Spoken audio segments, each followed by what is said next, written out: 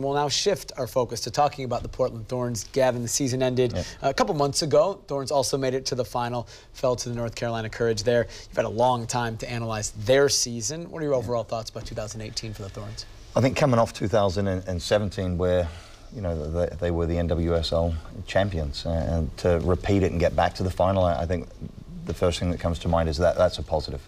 You know, it was a struggle this year in many ways. We were always fighting to get results, and I think we started to figure it out towards the end of the year, but I think it was exhausting in some ways coming off the championship and then managing the international windows, etc., with the players and missing a couple of key players.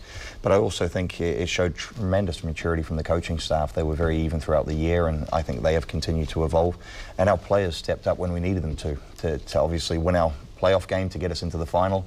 The final performance, I think if we could, would go back and do it again, and I think you'd see a different Thorns, but it has highlighted that we have some areas that we need to work on. And you know, we have all the confidence in the world in Mark. We're looking to get him tied up for, you know, several more years and keep him around the Thorns so we can continue to build, but we're also looking to bring in more players. And you know, it happens on the men's and the women's side, but to get to the final is obviously tremendous for the club, and to follow it up from 2017 and to get the support that we did at home, and shows that we have tremendous support on the Timbers and on the Thorns, so it really is a remarkable city. I think a lot of supporters will be glad to hear that you're trying to secure Mark Parsons for longer term. What is it about Mark Parsons now into his third year that stands out to you? I think Mark is representative of the club. You know, when you start to look at his humility and his work rate, and also his desire to continue to get better, I think it's representative of what we're trying to do on both the men's and the women's side. And you know, Mark also has a deep passion for learning, and I've seen a lot of interaction between the Timbers and the Thorns coaching staff. So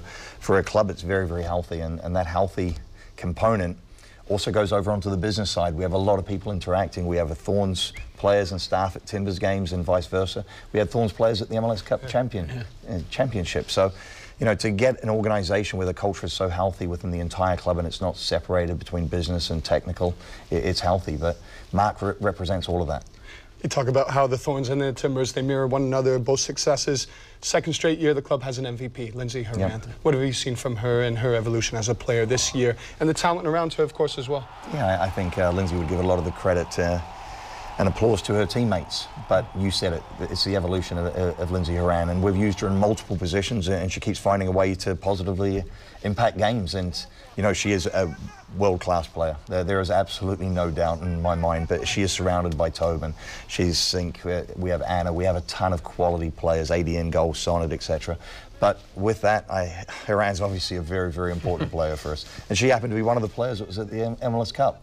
So it just shows it's very, very healthy. You mentioned all of these quality players, and Thorns will be missing a handful of them for the World Cup next year, World Cup year. Obviously always creates challenges. How does the team handle having to deal with World Cup in 2019? It will be difficult. I think we're hopefully in a similar spot to a lot of the NWSL teams, but we have to make sure that our domestic players and some of the other foreigners, we're going to have them. So we are going to look to sign a player that was with us a couple of years ago, that their country did not qualify for the World Cup, so that's healthy. You know, we will still have a very, very good squad, and I think, as always, they will play great football in front of tremendous fans, but it's a balancing act. We will be missing our Australians, we will be missing our Americans, and we'll be missing Sink, who I think for the 14th time just got named Canadian Women's Player of the Year. So remarkable individual, and a better human being than a soccer player, so that says a lot about her. What a career Christine Sinclair has had, and she keeps on going. How impressive is it, and the leadership that she's shown for this team?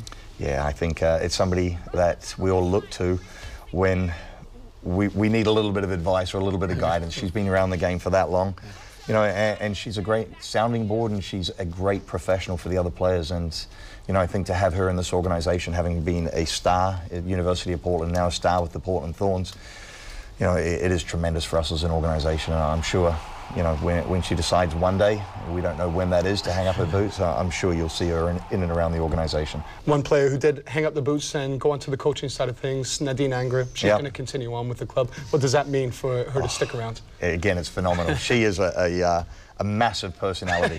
She is absolutely, that says a little bit about it there, but I think she actually enjoys that as well. It's not seen as a punishment. But she has a respect of the locker room, she has a respect of everybody involved in soccer around the world, and what she achieved as a player, she's achieving as a coach, and she sets the target very, very high. she continues to push herself, and I think some of the performance of AD, you have to give a little bit of that credit to Nadine and how much she pushes AD, and I know AD loves working with her. We mentioned the renovations to Providence Park. Timbers starting on the road. Thorns obviously will as well. How can Portland soccer fans get their soccer fix in the first few months of 2019? So that first of all, they have to space it over the year because they're going to be spoilt in the second 6 months of the year, right. And there's going to be a little bit of an overload. So they have to pace themselves. But you know, we're going to have the Thorns pre-season tournament at University of Portland. We'll have T2 playing at University of Portland. There'll be a few games, but I would say definitely that there's going to be a lot of great games on TV that the Timbers are involved in, and the Thorns. And then in addition to that, you know, when we get into June, July, August, September, October, there's going to be a lot of football. So, you know, to go a little bit without too much and then to spoil yourself, it's a positive. That's good of you. You're giving us a plug, saying a lot of great games on TV, so turning people towards our attention. Hopefully there's some good commentators as well, right?